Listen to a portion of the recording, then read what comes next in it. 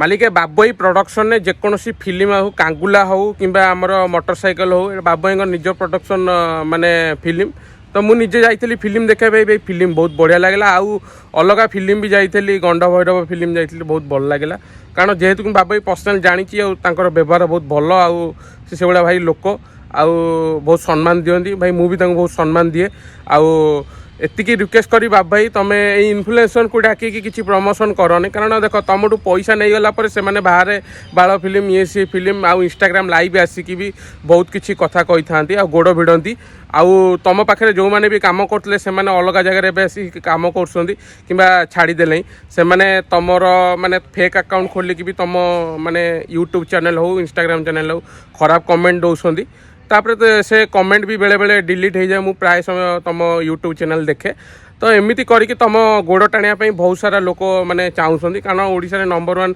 Channel एवं YouTube channel Babai production माने production channel तो जेहेतु कि भल भल ओरिजिनल स्टोरी की नहीं कंटेंट को लेकिन फिल्म कर गोड़ माने पिला किछि लोक अच्छा सही पाना गोड़ को टाणुंट तापर बहुत सारा कमेंट भी देखिली ना अनटैलेंटेड गाय को आपड़ यूज करके व्यू पाँच पालिकी रखिंट एम सारा बहुत सारा कमेंट भी देखिली तो बाबई से इंटेंशन नहीं बाबई चाहूँ कि आम ओडिया इंडस्ट्री आगू जाऊ ओडिया फिल्म भल हो नंबर 1 हो बाहर फिल्म टू कॉपी न हो आम निज प्रोडक्शन निज भल फिल्म माने हो बाबई से चिंताधारा आगू को बढ़ुंट जय जगन्नाथ बाबई को सपोर्ट कर जय जगन्नाथ।